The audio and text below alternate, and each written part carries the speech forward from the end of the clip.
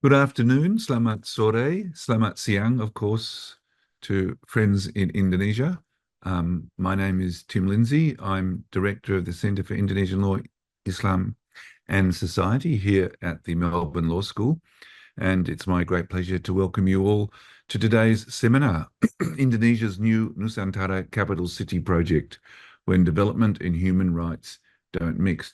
There's a long history of highly controversial presidential signature programs in Indonesia, from Sukarno's National Monument through to Suharto's Taman Mini.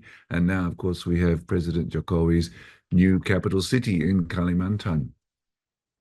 Today, to talk about this new and highly controversial project, we have Professor Mirza Satria Buwana, who is Professor of Law at Lambung Mangkurat University in South Kalimantan. Kalimantan, of course, the location of the new IKN, Nusantara Capital City project. His research projects are law and development, indigenous people, minority rights, comparative constitutional law, and decentralization. And he is head of the Center for Human Rights at Lambung Mangkurat University. He's also a visiting scholar here at SILIS, and we're delighted to have him with us. This seminar is also part of the new Plus 62, Plus 61 SILIS seminar series. And this new series aims to promote research on contemporary Indonesian law, society, and political issues to a wider audience, including academics, activists, and practitioners, and to try and foster more constructive dialogue that includes, but isn't limited to, Indonesian and Australian perspectives. And our thanks go to our two graduate research fellows, Rafika Kurata Ayun and Nurul Zaida, for their work establishing this new Plus 62, Plus 61 seminar series. Today, we have 40 minutes for Professor Mirza to present his thoughts on development and human rights in Indonesia's new Nusantara Capital City project, and then we'll have time for questions after that. So, Pak Mirza, once again, thank you so much for being willing to launch our Plus 62, Plus 61 SILIS seminar series. And if you wonder why it's called that, just think about the telephone codes. And we look forward to your presentation. Silakan. Thank you so much, Pak Tim and fellow SILIS member. It is an honor for me to be here to present my previous research on IKN. First of all, I would like to acknowledge, another researcher that also involved in this study. So this study was conducted in 2022. The study is also funded by Komnas HAM, the Indonesian National Human Rights Commission, in that regard I was one of the consultant. I was the lead researcher, and the second researcher is Ibu Prisca from Brawijaya University, and we also have two enumerators from Komnas HAM. First of all, also, before I start, I would like to also make some disclaimer regarding this presentation. As I mentioned before, this study was conducted in 2022, means that at that time, the only available law is only the first IKN law, the Nusantara Law, number 3, 2022. So we only examine that law before the first amendment of the IKN law number 21 2023. However, we believe that the study is still relevant because the first amendment of the Nusantara law has not really cover or answer some criticism on legal perspective and also on human rights perspective. So the first amendment is merely about strengthening the authorities and also expand the duration of the land status in Nusantara. So the key issues that I need to emphasize in this presentation is definitely the law itself, because it is legal research. So we start from the law by reading the law, the 2022 law, and we are convinced that the law itself from the very beginning was a hasty lawmaking. Hasty meaning it is in a rush. can you imagine, is only 43 days legislative process for a very important legislation that will move our capital city from Jakarta to Kalimantan. So that's we can say that that's the hypothesis. The IKN law is too hasty. It's tend to be, so many suspicious things there. And in order to examine the legislation, we using the theory of right to development as overarching theory, but it is also, but we also accompany the overarching theories with the already legally binding convention in Indonesia, which is the ICCPR, the International Covenant on Civil and Political Rights, and also the ICSCR, the International Covenant on Economic, Social, and Cultural Rights, that has been ratified by Indonesia government in 2005. 2005. So we have morally binding declaration and also legally binding covenant. And this study has two research questions. So I believe as a researcher, research question is so important because it is a guiding stars of our study. So as you guys maybe can notice, the questions mostly are empirical. We want to ask about the public rights that would potentially breach by this project. And also we talk about the roles of the national and local elites in supporting that project. It is also important to note that this study utilized socio-legal methodology, meaning that this legal research is an interdisciplinary research. So we are not only talk about the text law as it is, but we also talk about the context of the law. And we also examine the pretext, what accompanies the law, what accompanies the legislation. So there are three aspects that we want to examine in this research: the pretext, the law, the text, and also the context of the IKN law. First of all, I also need to briefly explain about the context in East Kalimantan. Maybe you guys not really familiar with the East Kalimantan and also the IKN, the Nusantara. Our study aims to understand what is what the reasoning behind the selections of these two regencies, geographically speaking, economic, and also political. Geographically, East Kalimantan located quite in the very eastern part of Indonesia. It is quite strategic, right in front of the Makassar Strait, very close to the eastern part of Kalimantan, and it also known as a harbor area. It is also known as a extractive industry since the New Order. And also politically, I also need to introduce to briefly explain the political context of East Kalimantan, which is generally majority of the political parties is Golkar, the ruling parties. So it is very how to say it, very friendly, I think, politically to have a capital city in East Kalimantan.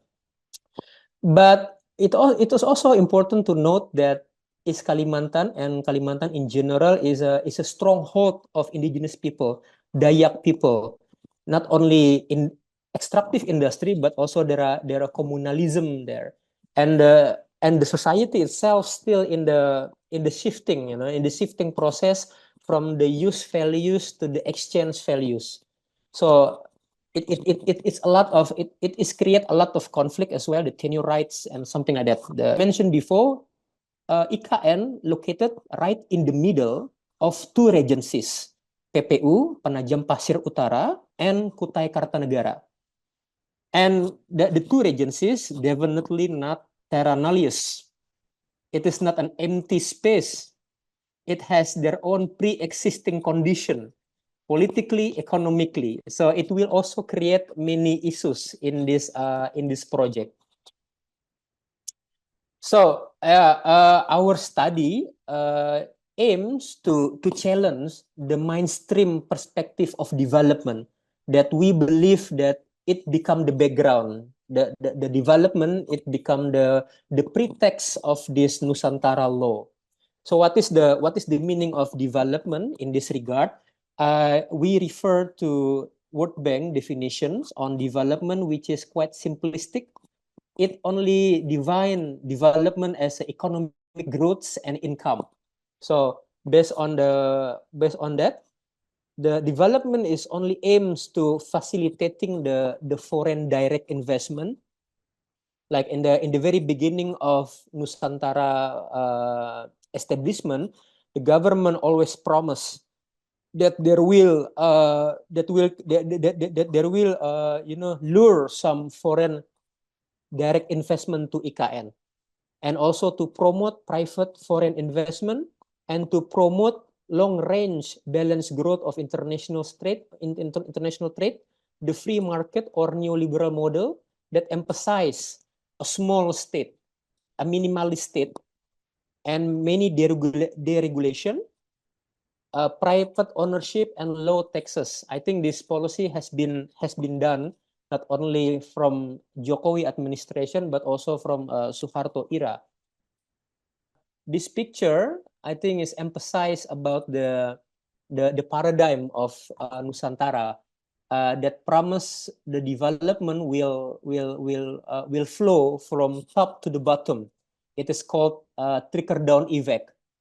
So when investment comes, it will create more wealth and also will create jobs, and it will also create demands, and eventually society will be prosper because of the investment from above. Well, I think it is easier to say than done. That there are many also critics regarding this economics theory. So our study is also one of them to challenge this kind of economic paradigm. And the theory or the concept that we are utilize, as I mentioned before, to challenge that economic paradigm is right to development. We did literature review by reading Amartya Sen's and also others scholar that also echoes the perspective of Amartya Sen's about the right to development. So the right to development focus on human, that every humans or citizens are entitled to participate in, contribute to, and eventually enjoy economic, social, cultural, and political development itself. So it focuses on human rather than the investment, rather than the regulation or something like that. It focuses on human capacity to survive the development. Can humans survive from that kind of development? So Amartya Sen highlight that that kind of perspective, and that we use that as a one of the not one but the main paradigm. In this regard, human right should be the constitutive elements of law and development itself. This is a human right based development that has a multidimensional aspect, integrated, dynamic, and progressive. And furthermore, Amartya also and also Singaputra, how to say it, strengthen the theory of a right to development by stressing the right to survival. Means that the government from the very beginning of the project should provide enabling environment, especially civil and political rights, that can be an instrument for society to challenge or to question the government policy in regard to the development. This is called the capability approach. If that kind of stage disregarded by the government, it might mean that the development itself is just an illusion. Without upholding the law, without protecting the human rights, the development itself is just a fancy buildings, fancy environment without any meaningful involvement and participation of the people itself. I just echo the book from the Martin Wolf about the crisis of economic capitalism, which is, I think, quite relevant in this regard.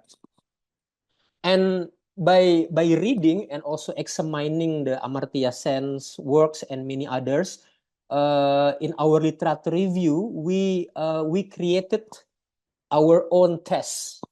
We call it legitimacy and coherency test. Amartya Sen is known as a philosopher. He is an economic philosopher, so his idea might be a little bit quite abstract, and we try to make it concrete into some indicators. So in this legitimacy means that the development itself should create the democratic process, should support the democratic process. This is a democratic aspect of development. The first indicator is that there should be the legislation or the policy should contain a political choice or control and also community empowerment.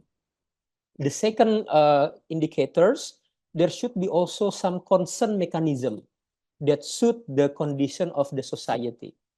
The third indication, we also examine that it should be important to have a mechanism for government accountability. That's the legitimacy aspect. The second test is the coherency. Coherency stress that the policy or the norm, the legislation must contain obligation for the government as a duty bearer. I think this is quite a very common understanding in human rights perspective, that the government is duty bearer, the primary duty bearer, and the citizen itself is right holders. So the development should explicitly and detailed contain the government obligation to implement its human right obligation to the society. The second indicators, the norms of obligation should not be ambiguous. So it must be clear and also consistent. The third one, the legislation and the practice on paper and also on practice should be in line. This is what we call as a real legal certainty. Okay, by constructing that indicators, we then try to examine the core of Nusantara law, which is the otorita. So otorita, or we call it kepala, the head of otorita, is the sole administration in IKN. So it is executive and also legislative. And the IKN law also mentioned that there is no existence of local legislative control or counterpart, the DPRD, meaning there is no regional election. It is in Article 5, conjunction with the Article 13.1. So this is dilemma. And the president also appointed the head of otorita. So it is really unclear whether the otorita is part of the regional autonomy or it is part of ministry regime. So it is also mentioned in Article 1. IKN is at provincial level, meaning that otorita is in the same line with governor. It is in provincial level, but it's also mentioned that IKN is also at the level of ministry. So this is quite confusing because as a constitutional lawyer, we know that Article 18 said that Indonesia divided into several tiers, ya kan? Several tiers of governments. And what happened in Nusantara, the regulation of Nusantara, it means like it has one body with two sexes, dual system. It is in a provincial level, but it is also in the ministry level. So this is unprecedented before. and I think it also will create many problem in the future. And Nusantara and Otorita also has a huge authorities, 30 strategic matters, and it also can establish NSPK. This is very confusing because NSPK is a legal guideline that usually stipulated by the ministry, but Otorita also can stipulate the guidance for itself.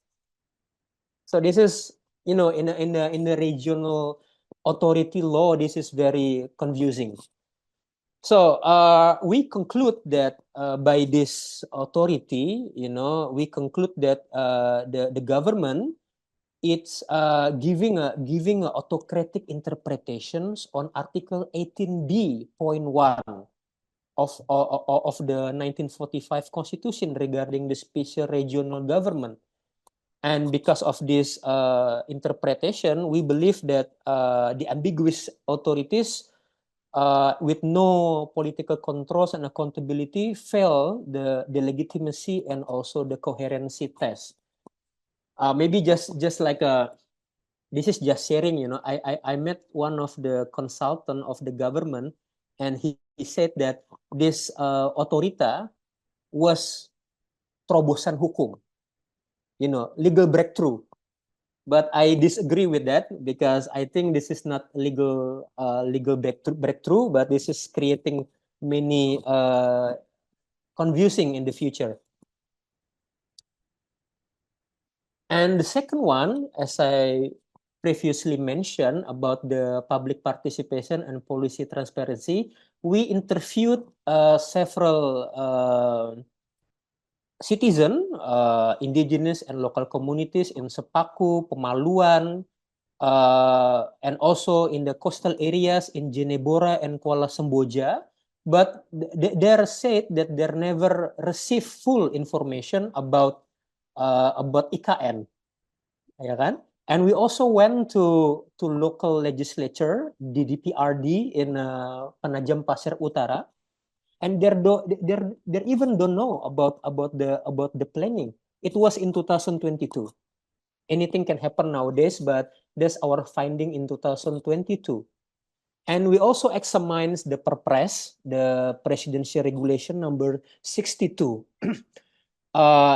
The regulation contains the word of public participation, but the verb, the norm is very weak.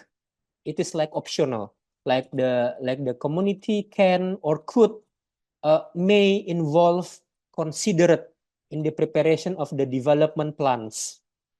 And there is also no FPIC mechanism, and there is no also regulation on concern mechanism. So there is also no detailed explanation on how public participation will be carried out. So by using the unstained ladder of participation, we conclude that this is just a tokenism, like a sugar-coated regulation. And therefore, we conclude that in this aspect also, there is no legitimacy and coherency. The third aspect, I think, is also part of the consequences of special autonomy of IKN, because it has special, it has no local election, so there will be approximately 1.5 million citizens lose their political rights in Pilkada 2024. I also talked with my fellows from KPU, the National Commission of the Election Commission, and there seems have no policy in tackle these threats. Based on our finding in 2022, most citizens of Nusantara unaware that they cannot vote, and also local citizens also unaware that they cannot participate as candidates. So based on these findings and also our legal research, we also conclude that because there is no plausible legal reference of this absence of the right to vote, maybe some of the consultant can urge that this is the limitation of rights, but this is not limitation of rights. Yeah, we can debate about it, but we conclude that there is no legitimacy and coherency in this aspect. And moreover, I think this is one of the most important aspect, the land acquisition. Also, the consequences of the authorita, because authorita has a very strong authorities. It should be prioritized in land management in Nusantara. However, with less accountability, with less concern, with no FPIC, and if you read the legislation on the public interest acquisition process, it's always mentioned about the public interest. It always mentioned about the state interest. But what is that to be exact? How that be implemented? It's not really clear. So the norm itself is ambiguous and can be reinterpreted based on the political interest. It is not based on people's rights.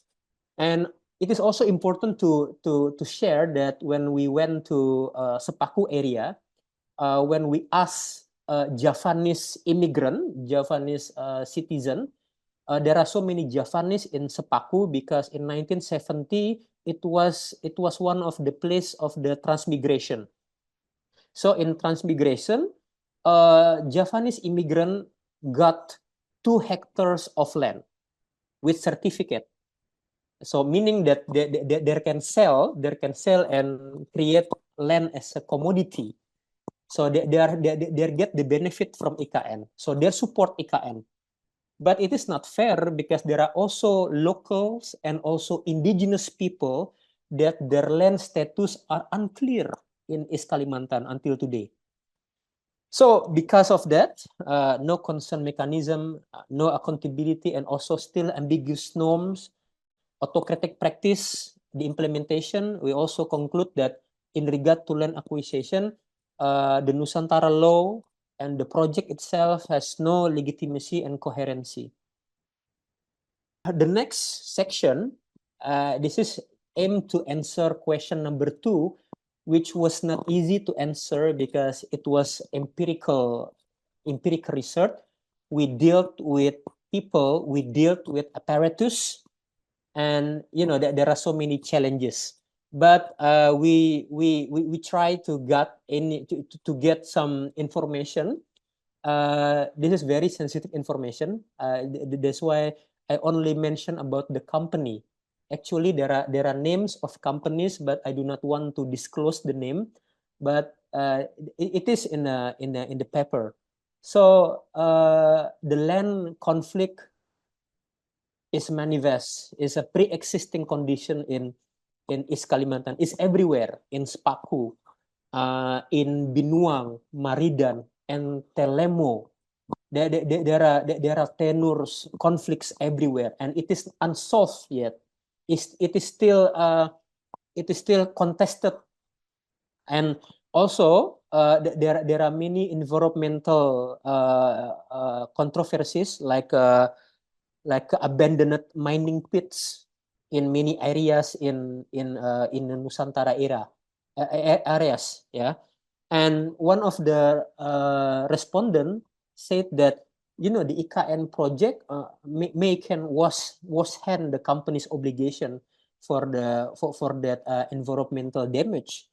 And we also stress that politically speaking, there are linkage between the ruling parties with the political dynasty in East Kalimantan and also in its regencies.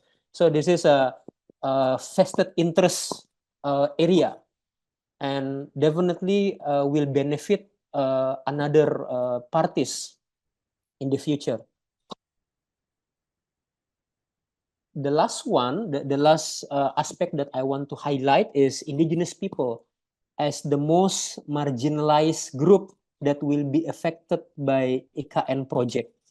So indigenous peoples has a constitutional guarantee, has a constitutional provision in the Article B Article 18B.2 in our constitution.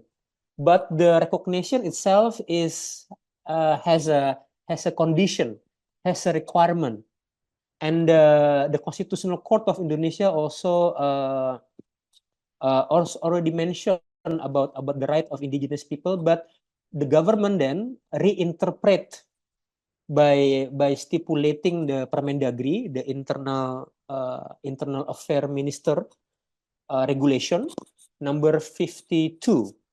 It regulates about the mechanism of recognition. There is identification, verification, validation, and determination. But every steps are political. So the recognition of indigenous people should be based on local regulation, Perda, which means that it is very bureaucratic and political, legalistic way that can jeopardize the right of the indigenous people. I echoes the research by John McCarthy that said that recognition is only at first formalization. And I also mentioned about the land acquisition. The Article 4 said that the land acquisition carried out by taking into account. I mean, it is only considered, but there is no assertive norm to protect indigenous people. And also in East Kalimantan as well, the policy is only to recognize the civil and political, not the civil, the cultural rights. So there are many cultural village. There are also many tourism village that in that village, indigenous people can perform their dance, can wear their traditional clothes. But it also can be capitalized as a tourism only. But when indigenous people want to access their land, it is almost impossible. It is impossible because the Perda and also the cultural village only recognize the cultural aspect of indigenous people. Because of the sugar-coated policy, no consent mechanism, and also ambiguous protection, we also conclude that the indigenous people protection in East Kalimantan and IKN is also failed the legitimacy and coherency test. My very last slide, I just want to highlight our FGD with Ministry of National Development Planning or Bappenas. They promise that Nusantara project will not evict indigenous and local people from their local and historical site. That based on our FGD in March 23, 2022. It is a promise that quite, how to say it, the reality is not as easy as that, because maybe you guys can see the newspaper and also the in social media, indigenous peoples are being threatened to leave their village, like in Pemaluan, Sepaku, which is in the core area of Nusantara. They are in the threat to get evicted by this project. Well, I think that's all. I think I need to stop here. Thank you so much, and I do looking forward for constructive comments and also feedback. Thank you so much. Thank you very much, Pak Mirza, for that really interesting presentation. It sounds like a lot like Orba methodology on the part of the government to me. Just before we go on to question time, I would just want to make a number of acknowledgements. I failed at the start of this seminar to do what I should do, which is, of course, to acknowledge the Wurundjeri people of the Kulin Nation, who are the traditional owners of the land on which the law school stands, land that was never ceded, and pay my respects to their elders, past and present. And I also just want to acknowledge two participants with us today as well. First, Associate Professor Nadir Shah Hossain, who has joined Melbourne Law School just recently. We're very pleased to have him with us, and as Deputy Director of the Center for Indonesian Law, Islam and Society. So, selamat datang, Pak Nadir. I also want to recognize Pak Ari Hermawan, who is with us too, and among the participants, who is the new editor of our blog, Indonesia at Melbourne. If you haven't read it, please type in those magic words, Indonesia at Melbourne, and start becoming a regular reader. Now, with that little advertisement over, I will hand over to Rafika Kurata Ayun of the University of Indonesia Law School, who is a graduate research fellow here in the Center for Indonesian Law, Islam and Society, as well as a current PhD candidate. Rafika will chair the question times. So please, Rafika. Thank you, Pak Tim and Pak Mirza, for your amazing presentation. And this is an important research to be disseminated, as we may aware as well that the upcoming Independence Day celebration will be held in the new capital, and this plan has sparked a very huge criticism. And I believe the audience will find this research important to understand the context of the new capital of Indonesia. And we have about 30 minutes discussion, or maybe 35. So I would like to invite all the audience. Thank you for coming. If you have any question, please write down your question at the Q&A section at the bottom of in your Zoom, and I will pass them to Pak Mirza as the speaker. And if possible, please let us know about your name and the affiliation. And we already have 3 questions here. So for the first question is about from anonymous attendee. So congratulations on this excellent and very insightful research, Pak Mirza. The anonymous attendee want to ask about, since the decentralization has a significant impact on the autonomy of provincial governments in Indonesia, I'm wondering what kind of political agreement or compensation to the central government gives to the provincial government so that the land acquisition can happen without much opposition. And do you want to respond to this? Yes, thank you, first? Madam Chair. Maybe I can read the question and answer. So maybe I will try to answer it one by one then. So the first question about the compensation, the political compensation. Oh, this is a very, how to say, this is a very sensitive question. You know, so as I mentioned before, that I do not want to really disclose the name of the companies. But most of the HGU is use rights, the concession rights, was granted by companies that has a strong link to the national political figures. Again, I do not want to say the name, but you know the strong name, the strong man. You know that. Yeah, you know what? If you know Indonesian politics, you know who he is. So the HGU itself can be easily transfer to be as a compensation. So the HGU itself belong to the companies that have a very strong link to the Indonesian political figures and also to the political parties. So it makes the transition quite easily. And yeah, as I also mentioned, the East Kalimantan is a you know, we call it yellow area. Like for instance, like in my regency, in my province, it is South Kalimantan. South Kalimantan is a Muslim majority and strong NU, Nahdlatul Ulama. So we call it green area. So the East Kalimantan is, I think, is more easy to get the compensation because it's very close to the political regime, and it also have a strong link between the national and also local politician in East Kalimantan. So yeah, definitely there is a compensation. There is no freelance in politics, and you know who get what, when, and why. That's politics.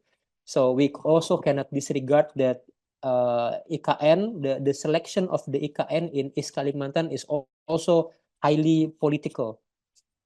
And the second question is about the communalism and industrialization. Yeah, well, yeah, Kalimantan is a very unique context. As I mentioned before, it has still has many indigenous groups, which is communalism as well, use values mode. But there are also industrialization exists because Kalimantan is one of the richest islands, I guess. Yeah, despite of Sumatra or something, we have coal mining, we have palm oil plantations, and yeah, definitely the development become very interesting aspect in Kalimantan, and it also will create many challenging condition for our indigenous peoples. And you also mentioned why development why the development right to development make meaning of this stage. We believe that the understanding of right to development is important, especially for the citizen as right holders. But as I mentioned before, most of our citizen in East Kalimantan is not really aware with that rights.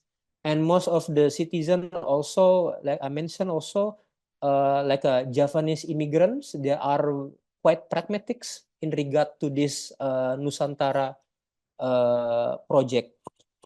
And the third one from Chevy, observing current politics dynamic in Indonesia, especially after the general election, Pak Prabowo as the president-elect. Do you think that the next government will consistently and seriously continue and develop this IKN project? And also how the potential response for the opposition of this, assuming PDIP, for instance. Well, this is political question rather than legal. So it's create many predictions whether the president-elect Prabowo will continue the project. Well, as I said before, in the very beginning of the development, the government promised that there will be foreign direct investment, so it will not be a burden for national budget. But as we know nowadays, I think there is no foreign direct investment in IKN. So means that the development of IKN will be a burden for our state budget. And I noticed that I read some of the social media and also news stating or indicating that the Prabowo will not continue this project. I think that there is a political reason and also economic reason on that. You asking me about the assuming PDIP or something like that. Well, that's really not my area. I cannot really answer that. But I think the coalition between Jokowi and Prabowo, I think, is not so strong anymore. So anything can happen in the future. Yeah, I think that's my honest reaction. Thank you. Thank you, Pak Mirza. Maybe later we need to read the question first because other audience cannot see the I'm question. sorry. But that's okay. And yeah, so considering all the questions have been answered, I will invite other audience if you have any questions from this presentation. Otherwise, I will use my privilege to Rafika, there is one more question, I think. Oh, okay. The last one, yeah. It's is the problematic loss legitimacy of a new capital will interfere the sustainability of long term of the new capital development? Could you please answer for the question, Well, Pak? definitely, as I mentioned, East Kalimantan is not terra nullius. It's contains citizen, which has their own constitutional rights. So if the legislation itself is problematic in regard to human rights, in regard regard to regional law perspective, yeah, I think definitely it will also hinder or interfere the sustainability of the long term of IKN development, because everything starts from the law. The policy start from the law. If the law itself is ambiguous, if the law itself undemocratic, definitely it also will affect the implementations and the sustainability of the IKN. Yeah. Thank I you, hope Pak that Mirza. answers. Yeah. Is there any question from other audience again? Maybe I would also ask Pak Mirza about your conclusion about what the government should take measures considering this case. And I was wondering, how do you see the chance of demanding legal protection from the state? I mean, how could this be possible through legal avenues when these legal institutions have been hijacked by the Jokowi and his cronies? And if the chance is low, is there any other way for that? This is a very hard question. This is a PhD level question. Thank you so much, Madam Chair, for the question, burning question. So, is there any possibilities that the government will revise, this law? I don't think so. But we don't know what happened when Prabowo take the presidency seat. But until now, I still lose faith in our in our constitutional law, because you mentioned before that the political actors already hijack our legal institution, from the DPR, the one who made the law, who legislate the law, and also the constitutional court. So the Nusantara law has been brought to the constitutional court for the judicial review, but the constitutional court also reject the application. So it is really hard to be pessimistic in this regard. Yeah, I think ideally the Nusantara capital city should be revised, but that's depend on political aspiration in the DPR.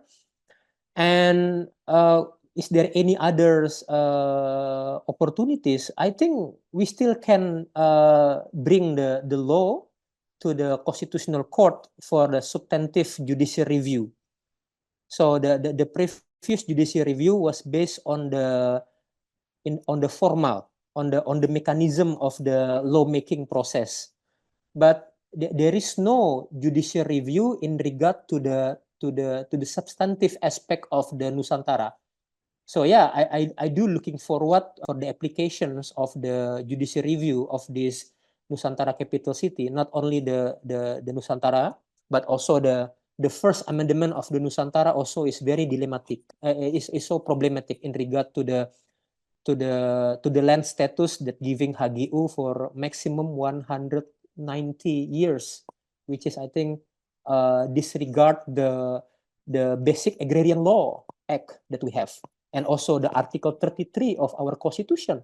So yeah, I think that's my answer. Thank you. Thank you, Pak Mirza. And it is also interesting that you cited Kim Chappell concept of autocratic legalism in your article, and it's defined shortly as hijacking law and constitutionalism for illiberal ends. In explaining this development of the new capital, and you see this autocratic legalism as a new phenomenon, if I can see from your paper. So historically speaking, the practice of hijacking and manipulating the rule of law has indeed taken place since the post 1998. But why do you think this practice is new? Or if so, in what sense it is new? Yeah, I know about that literature review about the Ken Chappell and many others, I guess. Like David Landau also mentioned about the I forgot. Many others theorists mentioned about the declines of constitutionalism when the elites hijack the law or something like that. Yeah, it has historical trace. Like for instance, in Nazi, Nazi considered as a dual state. It is a rule of law, kan, Nazi, but also it is very autocratic. And there are also like the Hungary experience, Poland experience or something like that. But I think it's quite pretty new in Indonesia, even though we have Orde Baru.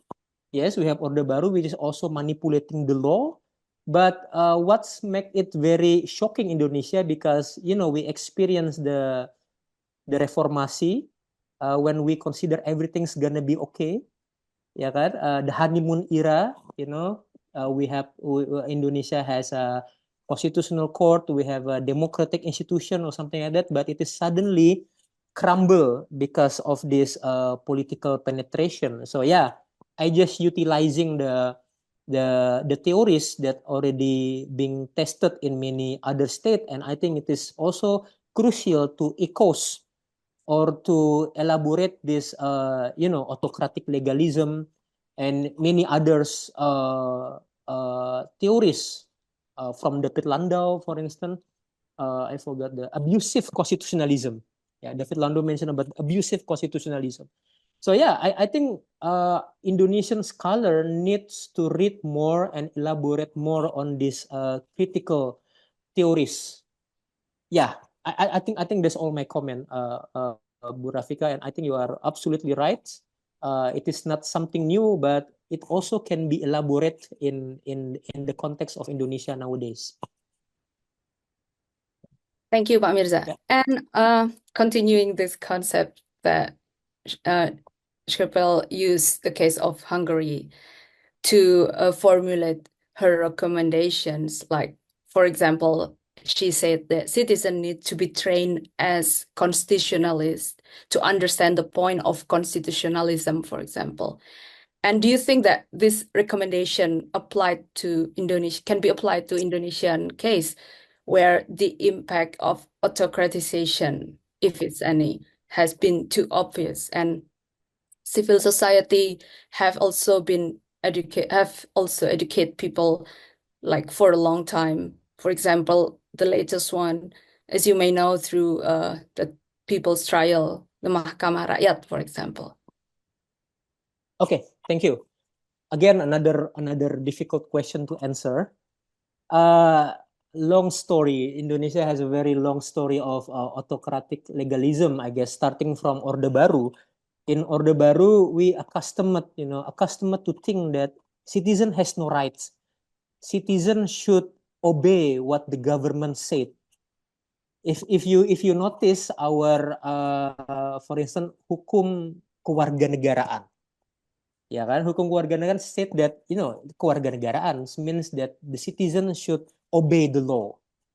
And also, like what Kennedy said, that don't ask what the government gives to you, but you need to give something for the government.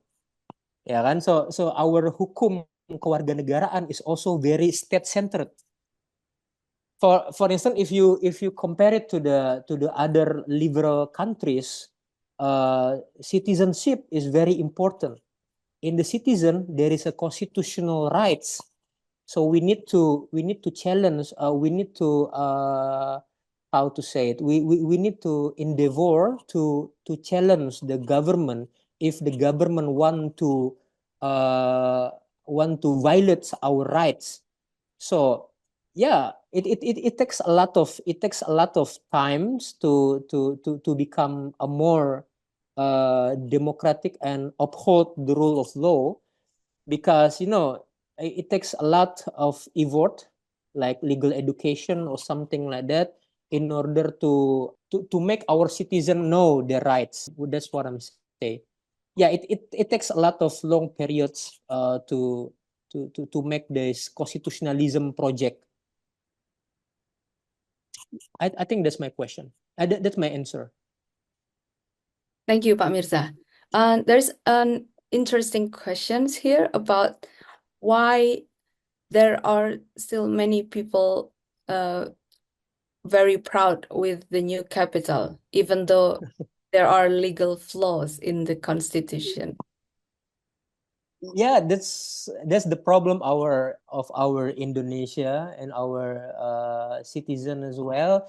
And this is the effect of media as well. The president also invited many influencer to the IKN, if you notice that. So he still glorify the development of the IKN, even though it seems like the project is already failed, I guess. But the president seems very very good in packaging the image of the IKN. That's why we need to be more critical about the development projects, and we also need to strengthen the sense of constitutionalism to our younger generation. I think that's the challenging one. Another interesting questions. Mhm. Who will fight for this new capital project after Jokowi steps down in October? Who will benefit from it? And if it doesn't serve anyone's interest but Jokowi, who will continue this project? Again, political question, ya kan? We will know the outcome after the inaugurations of the Prabowo as a president, whether he will continue it or not. Because when Prabowo become the president, he simply become the man, and Gibran is only the vice president. He has no legal or political power compared to Prabowo. So if Prabowo thinks that the IKN give no benefit to him and also will burden the national budget, yeah, I think no one will defend IKN. That's my prediction. My prediction can be right, can be wrong, but yeah, that's my honest prediction. Thank you, Pak Mirza. Another question. Will someone like Haji Isam fight for it? Well, Haji Isam is from South Kalimantan, my province. Maybe you can provide a short explanation about who is he? Like, well, he is a prominent businessman in South Kalimantan, a strong man in South Kalimantan, politically and economically. So I don't know. I really don't know the question. I really don't know the answer of this question. It is, I don't know. What why I don't think so.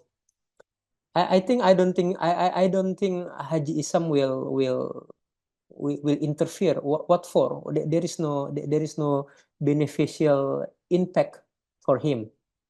Yeah, that's my prediction. perhaps as a local investors, do you think any chance for him? There are quite many local investment already in IKN, but I think it's not enough. And I think it's also how to say it. I think local investment is not enough. IKN needs more foreign investment and also political support to sustain the development. So yeah, as I repeated again, my prediction, I think it will not last if Prabowo become the legitimate president of Indonesia. But anyone has their own right to have their own prediction. But that's my prediction. All right. And a question from Unidina Afrianti. What do we know about the structures within the traditional community and how was their capacity to have input to local administration? Okay. Thank you for the questions. The traditional community. Unfortunately, the indigenous peoples in East Kalimantan is rather weak. There simply has no political capacity to defend their rights in East Kalimantan. And most of the local elites also only use their sentiments, their cultural sentiments for their own sakes. So I think indigenous peoples and also traditional community has no benefit at all in local administration. Like for instance, like in Central Kalimantan, we have so many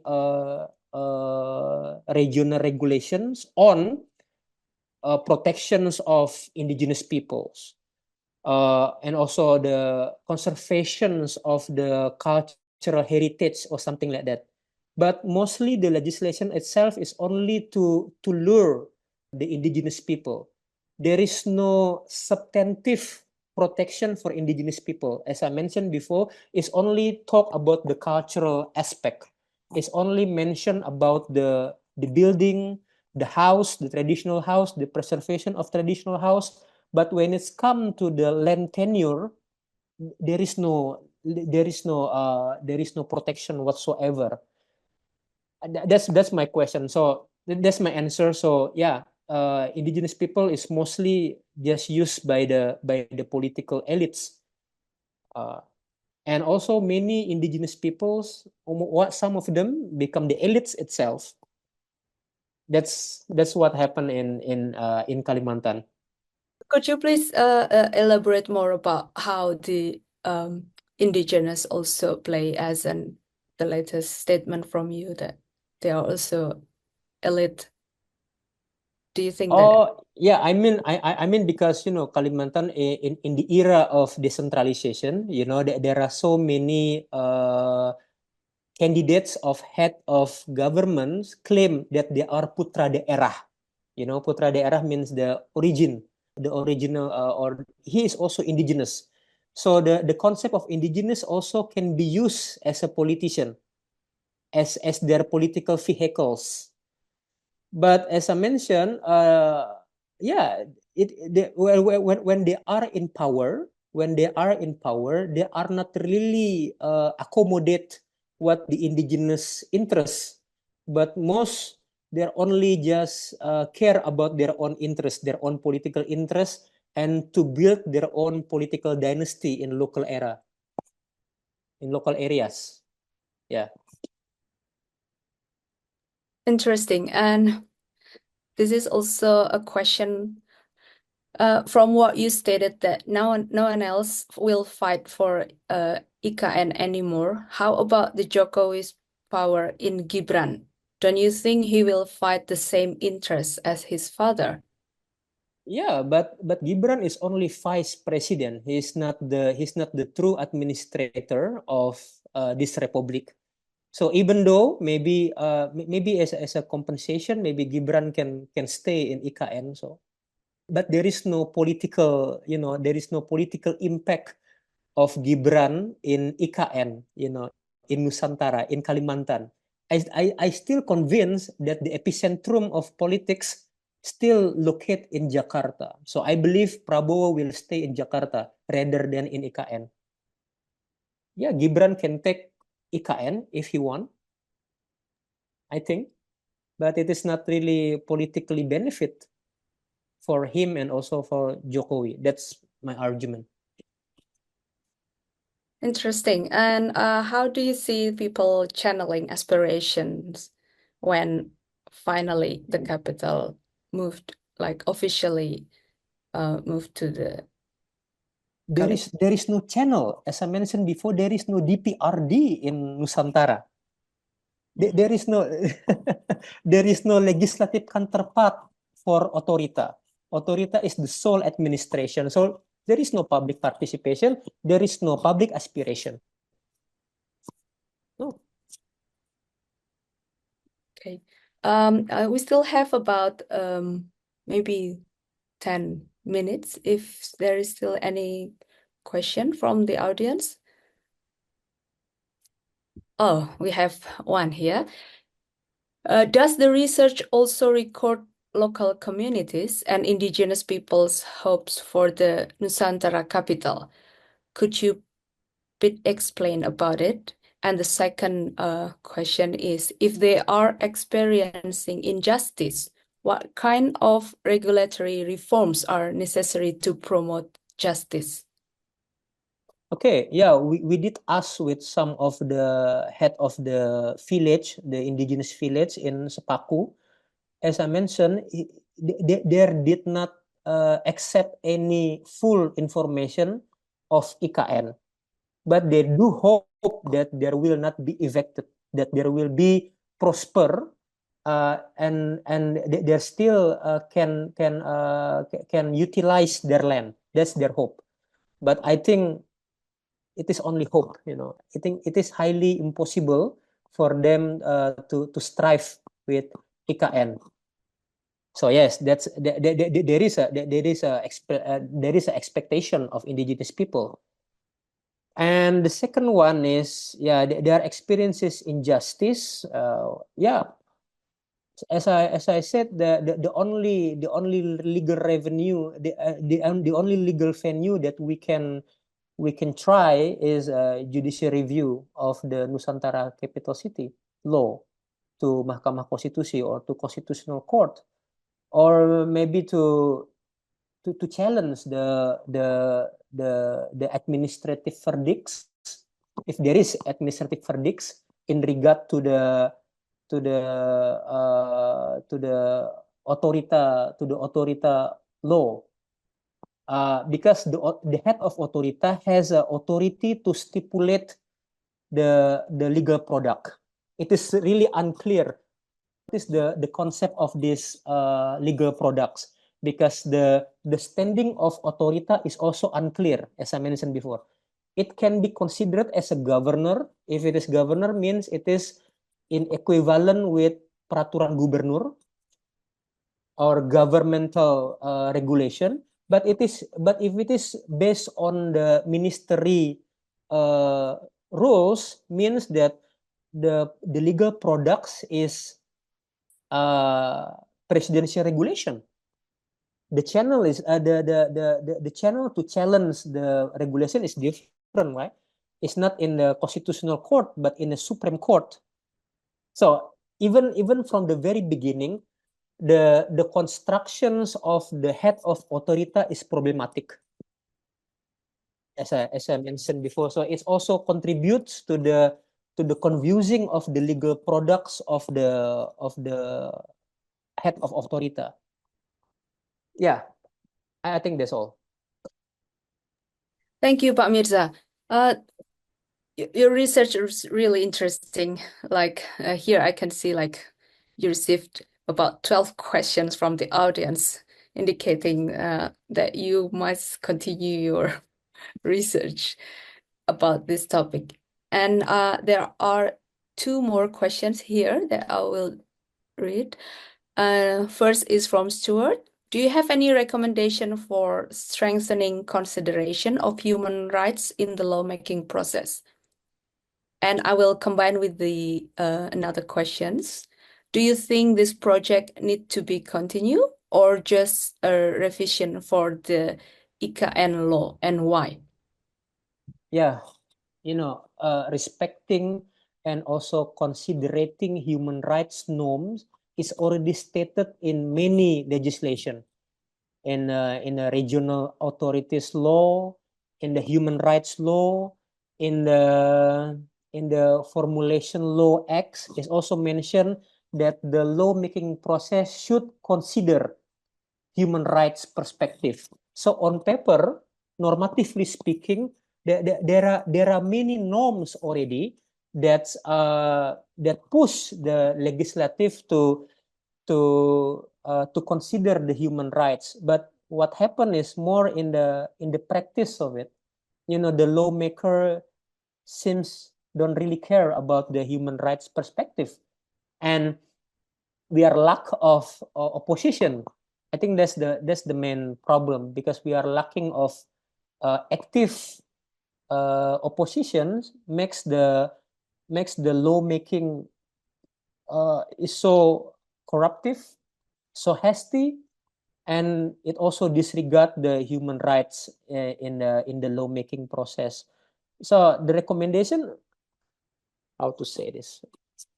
Yeah, I really don't see any effective legal reform nowadays. because the DPRD has been penetrated politically as well. So yeah, I frankly I'm quite pessimistic with this kind of question. So yeah, because on paper we already have that kind of regulation, but the lawmaker just simply ignore that. The second question is about, do you think the project needs to be continued? Yeah, I think it's already been done. There are so many money been used. So yeah, I think it should be continued by the government. I don't know, but for what? But it's already become the law. Yeah, I think the revision is needed as well. So to make IKN more functioning, not only as a capital city that it's imagined, but maybe how to develop Kalimantan, you know, how to strengthen the existing cities, you know. There are so many big cities in Kalimantan and also underdeveloped. So I do hope that, you know, the government can strengthen the cities, not only the IKN. Yeah, I think that's my answer. Thank you very much, Pak Mirza. This your explanation could I believe this could inspire further research and help for formulating the best advocacy in regards to the human rights issue in the new capital. But because of the limited time, if there is no more questions from the audience, I must end this sessions, and I will hand over this to the Deputy Director of Center for Indonesian Law, Islam and Society, Dr. Helen Poseker, to close this event. Please, Helen. Thank you, Bu Rafika. Thank you so much. Thank you, Pak Mirza. Thank you very much, Pak Mirza, for absolutely interesting. So good to have someone from Kalimantan talking on the topic, albeit, I must say, a little bit depressing. So thank you so much. It's been wonderful having you here in Melbourne. We've gained a lot from having you here. I'd also like to thank Rafika for chairing the session, and also both Rafika and Nurul for designing the +61 +62 series, which I think is a very nifty title.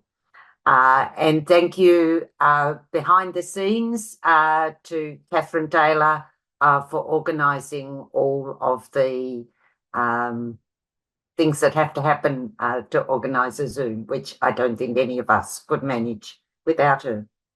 And thank you to Pak Tim for being the Bapak of Silas. And I can see he's popped up there, so I think he wants to have the final word. No, just to say thank you to everyone. That's all. I wasn't popping up to say I will. Thank you, Helen, and thank you, everybody. And thank you to our special guest at Silas, Professor Mirza Buwana, for a wonderful event. Thank you, everyone, for attending, and we look forward to seeing you at our future Silas online +61 +62 events. Thank you. Terima kasih. Selamat malam and selamat sore. Terima kasih Pak Tim, Bu Helen, Bu Rafika. terima kasih. Thank you so much. Thank you for having me. Thank you, everyone. Thank you for the audience.